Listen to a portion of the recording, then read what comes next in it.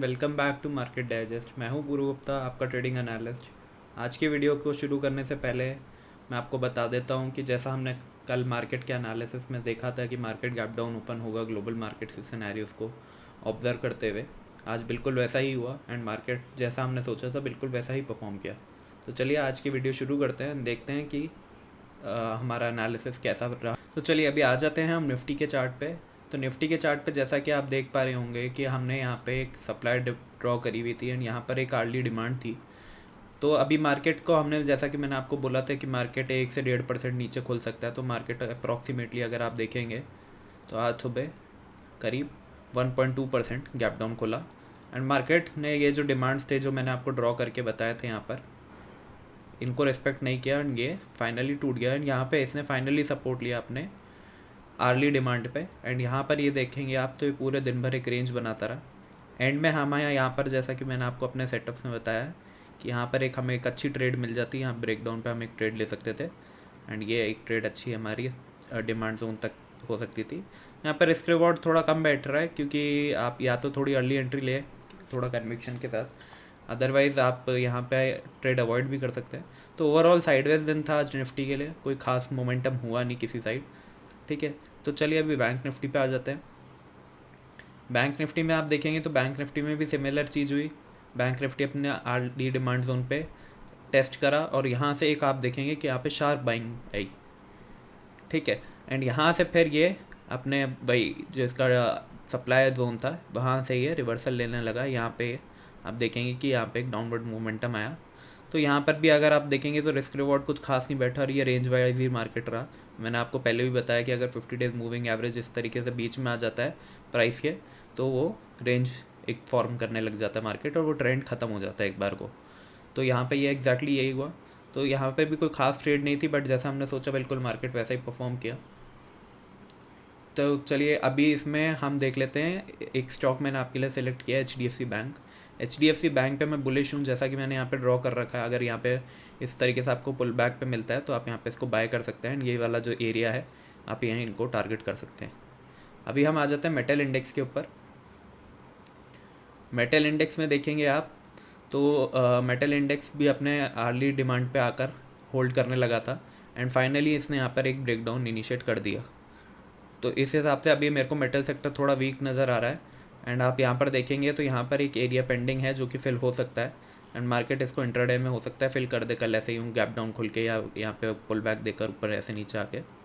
तो इसके लिए मैंने आपके लिए एक स्टॉक सेलेक्ट किया है यहाँ पे, जो कि है टाटा स्टील। टाटा स्टील में भी सिमिलर सा पैटर्न बन रहा है। Tata steel major stakeholder है आपका इसमें मेटल इंडेक्स में। तो यहाँ पर भी आप देख सकते हैं अगर आपको ये पुल बैक पे थोड़ा मिल जाए यहाँ पे ब्रेक डाउन हो जाए तो आप इसको यहाँ शॉर्ट कर सकते हैं यहाँ तक के टारगेट से ले नीचे। ठीक है, अभी आ जाते हैं हम PSU इंडेक्स, PSU बैंक्स पे। तो PSU बैंक्स में आप देखेंगे PSU बैंक भी अगेन अपने अर्ली डिमांड जोन पे सपोर्ट लेता रहा एंड यहाँ पे रेंज वाइज ही मोमेंटम होता रहा जैसा कि बैंक निफ्टी में हो रहा था।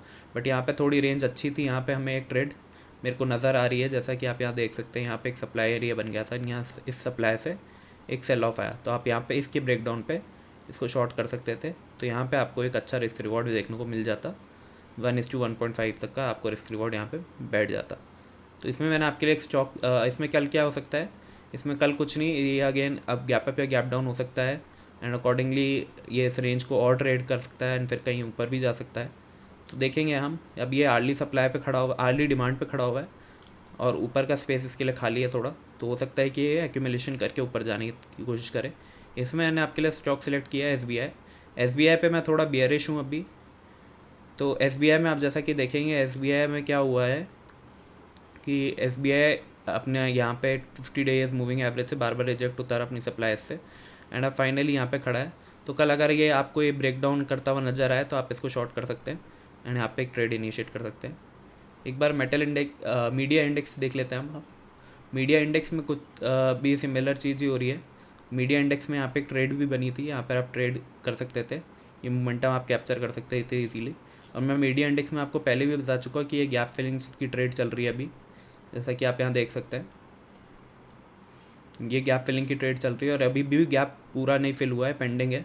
तो हम अभी मीडिया सेक्टर पे थोड़ा बेरिश ही हैं। तो मीडिया सेक्टर के लिए मैंने आपके लिए स्टॉक सेलेक्ट किया है PVR। पीवीआर में आप देखेंगे तो पीवीआर में भी सिमिलर सा पैटर्न बना हुआ है। पीवीआर में हमारे पास नीचे थोड़ा स्पेस है, अगर आप यहाँ पे देखेंगे तो यहाँ पे हमारे पास ठीक ठाक स्पेस है। अगर ये इसको तोड़ जाता है, इस डिमांड जोन को तोड़ जाता है, तो हमारे पास नीचे काफ़ी एरिया है जहाँ पे ये मोमेंटम दे सकता है। तो इसके लिए भी आपकी ये स्ट्रैटेजी रहेगी पुल बैक पे। अगर पुल बैक पर ब्रेक डाउन आता है, 50 डेज मूविंग एवरेज ऊपर होता है, तो हम उसमें ट्रेड इनिशिएट करेंगे। अब आ जाते हैं हम रियल्टी सेक्टर में। रियल्टी सेक्टर में आप देखेंगे तो रियल्टी सेक्टर भी अभी अपने डिमांड जोन पर खड़ा है। एंड मेरे को क्या है कि यहाँ पर देखेंगे जैसा कि आप रियल्टी सेक्टर काफ़ी गैप डाउन खुला, एंड गैप डाउन खोलने में क्या किया है इसने, इस प्रोसेस में इसने बहुत सारे डिमांड जोन ऐसे ही तोड़ दिए।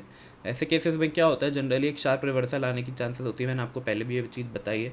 या तो वी शेप रिकवरी आ जाती है, मार्केट एक बार को रेंज में चला जाता है, जैसा कि मैंने यहाँ पे ड्रॉ किया हुआ है। इस तरीके का कुछ पैटर्न यहाँ बनेगा। तो अगर ये नीचे खुल जाता है, अगर ये और गैप डाउन कर जाता है और नीचे चला जाता है, तो फिर तो आपको थोड़ा देखना पड़ेगा कि यहाँ पे अब जैसे क्योंकि गैप भी है, तो अकॉर्डिंगली फिर हमारा जो डिमांड जोन हो जाएगा ये वाला हो जाएगा। बट मोस्टली यहाँ पर रिवर्सल आने की संभावना ज़्यादा होती है। तो रियल्टी सेक्टर में मेरे को कोई स्टॉक ऐसा मिला नहीं, इसको थोड़ा ऑब्जर्व भी करना पड़ेगा। तो इसमें अभी अगर मेरे को लाइव मार्केट में कोई ट्रेड मिलेगी तो मैं आपको ज़रूर बताऊँगा। अभी फाइनेंस सेक्टर की तरफ आ जाते हैं। फाइनेंस सेक्टर में आप देखेंगे तो फाइनेंस सेक्टर में भी सिमिलर सा बैंक निफ्टी जैसा ही पैटर्न बना है। एंड ये गैप डाउन ओपन हुआ, एंड गैप डाउन ओपन होके ये सीधे अपनी 50 डेज मूविंग एवरेज पे टेस्ट किया। यहाँ पे हमारे पास एक डिमांड थी, सप्लाई थी, उस सप्लाई से आप यहाँ पे ये ट्रेड इनिशिएट कर सकते थे। फिर इसके बाद मार्केट दिन भर रेंज में ही रहा, ऊपर नीचे करता रहा। फाइनेंस सेक्टर में अगर आप देखें तो मैंने एक स्टॉक सेलेक्ट किया HDFC बैंक बैंक लिए। तो HDFC बैंक में आप देखेंगे कि HDFC बैंक को ऊपर मोमेंटम करने के लिए रेडी है। और यहाँ HDFC बैंक, सॉरी नहीं, HDFC की बात कर रहे हैं हम, यहाँ HDFC बैंक नहीं है, ये सिर्फ HDFC है। तो HDFC फाइनेंस सेक्टर के अंडर आता है। तो यहाँ पर अगर ये पुल बैक आपको मिल जाता है तो आप यहाँ पर ऊपर तक की ट्रेड ले सकते हैं। ये हमारी एक सप्लाई है। अगर यहाँ पे कुछ कंसोलिडेशन हो जाता है तो हम और ऊपर के टारगेट्स भी एक्सपेक्ट कर सकते हैं। चलिए अभी फार्मा सेक्टर पे आ जाते हैं। फार्मा सेक्टर में आप देखेंगे तो फार्मा सेक्टर अब धीरे धीरे नीचे आने लग गया है। तो इसका मतलब क्या है कि मार्केट कहीं ना कहीं टर्न कर रहा है, कहीं ना कहीं मार्केट बुलिश हो रहा है, क्योंकि हमारा जो डिफेंसिव सेक्टर है वो वीक होता जा रहा है। तो यहाँ पर देखेंगे आप कि फार्मा सेक्टर भी गैप डाउन ओपन हुआ, एंड गैप डाउन ओपन होके वो एकदम शार्प कैंडल बनाते हुए नीचे आ गया, एंड पूरे दिन भर वो डाउन ट्रेंड में ही रहा। तो यहाँ पे भी हमें कोई एज सच ट्रेड नहीं मिली। 20 डेज मूविंग एवरेज यूज़ करके अगर आप ट्रेड लेते हैं तो ठीक है, बट यहाँ पे एज सच कोई ट्रेड थी नहीं। तो और यहाँ पे ये बेसिकली गैप ही फिल कर रहा था। अभी क्या कर सकता है, अभी इसने हमारी यहाँ पर इस डिमांड पे कहीं ना कहीं होल्ड कर गया है। तो कल क्या हो सकता है, कल ये गैप अप होके इस रेंज को ट्रेड कर ले, हो सकता है। या फिर हो सकता है कि मार्केट यहाँ नीचे खुल जाए, एंड नीचे खुल के फिर वो नीचे जाने लगे प्राइस एक्शन देकर, जैसा अभी तक देता आया है वो ऊपर। आप ऊपर देख सकते हैं, आप प्राइस एक्शन किस तरीके से देता है ये, तो इसकी पॉसिबिलिटी ज़्यादा है। इसमें मैंने आपके लिए स्टॉक सेलेक्ट किया सिप्ला। सिप्ला में भी मैं जैसे शॉर्ट ही हूँ, तो सिप्ला में आप देख सकते हैं मैंने आपके लिए ड्रॉ कर रखा है। अगर ये इसका ब्रेक डाउन इनिशिएट होता है तो हम यहाँ तक के टारगेट एक्सपेक्ट कर सकते हैं। और यहाँ पे अगर कंसोलिडेशन करके फिर और नीचे जाने की कोशिश करता है तो हम अकॉर्डिंगली और टारगेट इसमें ले लेंगे। पार्शियल प्रॉफिट बुकिंग हम करते चलेंगे, एंड इसमें हम ट्रेड लेते चलेंगे। अभी हम आ जाते हैं एनर्जी सेक्टर पे। एनर्जी सेक्टर में आप देखेंगे तो एनर्जी सेक्टर यहाँ पे ब्रेकआउट देकर आज गैप डाउन ओपन हो गया, एंड गैप डाउन ओपन होके इसने ये सारी रेंजेस, तो ये सारी डिमांड जो थी ये तोड़ दी। अब अगेन इसमें वही चीज़ है कि अगर ऐसा मार्केट करता है तो कहीं ना कहीं वो वी शेप में रिकवर भी करता है, एंड या फिर यहाँ पे रेंज बना के वो और डिस्ट्रीब्यूट करता है, एंड देन फिर नीचे चला जाता है। तो यही दो पॉसिबिलिटीज़ होती हैं। तो अकॉर्डिंगली मार्केट क्या करेगा वो अपन को देखना पड़ेगा, थोड़ा वेट करना पड़ेगा। बट फिर भी मैंने आपके लिए यहाँ पे स्टॉक सेलेक्ट किया है, जिसका नाम है पावर ग्रिड। पावर ग्रिड में आप देखेंगे तो पावर ग्रिड में मैं शॉर्ट हूँ। पावर ग्रिड में अगर इस तरीके का कुछ डाउन ट्रेंड में ब्रेक डाउन आ जाता है तो हम यहाँ तक के टारगेट एक्सपेक्ट कर सकते हैं, क्योंकि हमारा जो एरिया है ये खाली पड़ा हुआ है। तो यहाँ पे हमें अच्छी ट्रेड देखने को मिल सकती है, और यहाँ पे अच्छा खासा रिस्क रिवॉर्ड बैठ जाएगा हमारे लिए। ऑटो सेक्टर पे आ जाते हैं। अभी ऑटो सेक्टर आप देखेंगे तो ऑटो सेक्टर कहीं ना कहीं हमारा थोड़ा बुलिश ही है, बट फिर भी इसने यहाँ पे एक ब्रेकडाउन दिया हुआ है, तो हम यहाँ पे थोड़ा कॉशियस रहेंगे, क्योंकि ये एरिया जिसका नीचे वाला थोड़ा अनट्रेडेड सा है। ये जो मोमेंटम आया था एकदम से, ये थोड़ा अनट्रेडेड एरिया है। तो हो सकता है मार्केट यहाँ पे लोगों को निकालने के लिए थोड़ा सा नीचे आके एंड देन फिर ऊपर जाने लगे, तो हम उसके लिए रेडी रहेंगे। इसमें मैंने आपके लिए स्टॉक सेलेक्ट किया है मारुति। मारुति में मेरा सेम वही एनालिसिस है। मारुति कल भी हमने शायद सिलेक्ट किया था, उसके लिए मैंने एनालिसिस ड्रॉ किया हुआ, वो हम बाद में डिस्कस करेंगे। पर यहाँ पर आप देख सकते हैं कि मारुति में मेरा यही मानना है कि ये यहाँ पर देखिए ये सप्लाई बनी हुई है एंड यहाँ से ये एक डाउनवर्ड मूवमेंट करने को तो रेडी है एंड ये यहाँ पर हमारे पास एक डिमांड है जहाँ तक के लिए हम एक्सेप्ट कर सकते हैं टारगेट्स। ठीक है, मारुति से अब हम आ जाते हैं FMCG सेक्टर पे एक बार। FMCG सेक्टर में आप देखेंगे FMCG सेक्टर अगेन अपने डिमांड जोन्स पे होल्ड कर गया एंड ये फाइनली एक शार्प अप मूव दिया, गैप फिलिंग की ट्रेड बनी, बट ये लेने के लिए हमारे लिए कोई मतलब सेटअप हमारा था नहीं ऐसा, इस ट्रेड को हम ले नहीं सकते थे एंड देन एक शार्प डाउनफॉल भी आ गया। तो ये बेसिकली पंप एंड डंप वाली कोई स्ट्रैटेजी हुई है यहाँ पे, तो हमें पता नहीं है। तो इसके लिए मैंने आप स्टॉक सेलेक्ट किया नेस्ले मेरे को ठीक ठाक लग रहा है, नेस्ले मेरे को थोड़ा बुलिश भी लग रहा है। नेस्ले में आप देखेंगे नीचे स्टैक डिमांड्स हैं, तो हम नेस्ले में ऊपर जाने की ट्रेड एक्सपेक्ट कर सकते हैं। एंड FMCG सेक्टर में भी अगर आप देखेंगे तो अभी ये अर्ली डिमांड के ऊपर है, तो ये ऊपर की तरफ भी मोमेंटम कर सकता है और ये यहाँ पे बेसिकली भी एक रेंज ट्रेड करने की कोशिश करेगा। तो यहाँ पर हमारा जो स्ट्रॉन्ग सेक्टर नज़र आ रहा है हमें वो नेस्ले है, हम नेस्ले की ट्रेड ले सकते हैं। चलिए नेक्स्ट सेक्टर पे आ जाते हैं, IT सेक्टर देख लेते हैं। IT सेक्टर में आप देखेंगे IT सेक्टर अगेन अपनी डिमांड पे होल्ड करा हुआ है एंड यहाँ पर से ये 50 डेज मूविंग एवरेज से डायरेक्शन लेकर नीचे आ गया। तो IT सेक्टर में अभी कुछ ऐसा हो नहीं रहा है, इन गैप डाउन खुला था, गैप डाउन खुला क्योंकि मार्केट पूरा गैप डाउन था, तो ये भी गैप डाउन खुला एंड यहाँ पे इसने भाई अगेन मार्केट की सारे डिमांड्स को रिस्पेक्ट नहीं करी है। तो अभी यहाँ पे ये रेंज बना सकता है और ये रेंज बना के ऊपर भी जा सकता है, नीचे भी जा सकता है, वो हमें अकॉर्डिंगली देखना पड़ेगा। इसमें अभी कुछ ऐसा क्लियर नहीं है। इसमें मैंने आपके लिए स्टॉक फिर भी एक सिलेक्ट किया TCS मेरे को थोड़ा वीक नज़र आ रहा है। तो TCS में आप देख सकते हैं कि TCS में आप यहाँ पे शॉर्ट जा सकते हैं अगर ये इस तरीके का मोमेंटम करे तो चलिए अभी हम अपने पुराने स्टॉक्स जो हमने सेलेक्ट किए थे अब उनके एनालिसिस कर लेते हैं कि उनमें क्या हुआ कल के जो हमारे स्टॉक। तो चलिए मैंने आपको स्टॉक दिया था गोदरेज कंज्यूमर प्रोडक्ट्स एंड मैंने गोदरेज कंज्यूमर प्रोडक्ट्स में आपको शॉर्ट ही ट्रेड दी थी। तो आप यहाँ पर देखेंगे कि मार्केट गैप अप डाउन ही ओपन हुआ, तो हमें ट्रेड लेने का मौका नहीं मिला एज सच। मैंने बोला था कि आप पुल बैक पे ट्रेड इनिशिएट कर सकते हैं, बट वो गैप डाउन खोला एंड गैप डाउन खोल के वो इस तरीके से नीचे जाने लगा।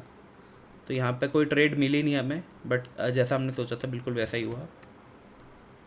अगेन मैंने गेल आपको सेलेक्ट करके दिया था पावर सेक्टर से, तो यहाँ पर आप देख सकते हैं गेल में भी वही चीज़ हुई।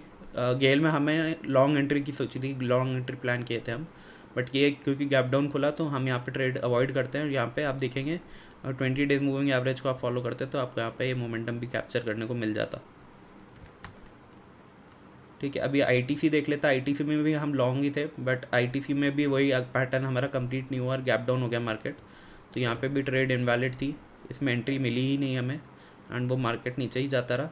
एंड फाइनली आप यहाँ पर देखेंगे तो यहाँ पर एक सप्लाई एरिया से और 50 डेज मूविंग एवरेज से यहाँ पे अभी एक डाउन ट्रेंड आने की संभावना मेरे को नज़र आ रही है। तो यहाँ पे कल आपको हो सकता है कि एक डाउन ट्रेंड मिल भी जाए, तो आप अकॉर्डिंगली देख सकते हैं। APL अपोलो मैंने सेलेक्ट किया था मेटल सेक्टर से आपके लिए। तो APL अपोलो में आप देखेंगे again market gap down open हुआ, हम इसमें लॉन्ग थे, अगर लॉन्ग ट्रेड के लिए बैठे थे, बट ये हमारे को ट्रेड में सेटअप ही नहीं मिला, तो ये भी ट्रेड इनवैलिड थी। एक स्टॉक है नेटवर्क 18 जो कि मैंने आपको 2 दिन पहले दिया था, बेसिकली मैंने पिछली वीडियो में आपको दिया था। उसमें तो क्या हुआ था कि हमारी एंट्री वहीं पे हमें बेसिकली मार्केट हमारा जो था गैप डाउन ओपन हुआ एंड फिर हमें बेसिकली ऊपर जाके अपनी सप्लाई से रिजेक्ट होते हुए नीचे आ गया था। तो हमें यहाँ एंट्री नहीं मिली थी, बट हमें यहाँ शॉर्ट एंट्री मिल गई थी, जैसा कि मैंने पिछली वीडियो में डिस्कस किया था। बट आप देखेंगे कि ये इस सप्लाई पे इस डिमांड पे अपने होल्ड कर गया एंड यहाँ से ये रिवर्सल आज सुबह इतना बड़ा मोमेंटम दे गया। पूरा आज आप देखेंगे तो मीडिया सेक्टर पूरा डाउन है, बट ये एक अकेला स्टॉक था जो कि आउट परफॉर्म किया, क्योंकि जैसा कि मैंने आपको यहाँ पे बताया था कि यहाँ पर मेरे को एक एक्यूमुलेशन होता हुआ नज़र आ रहा है।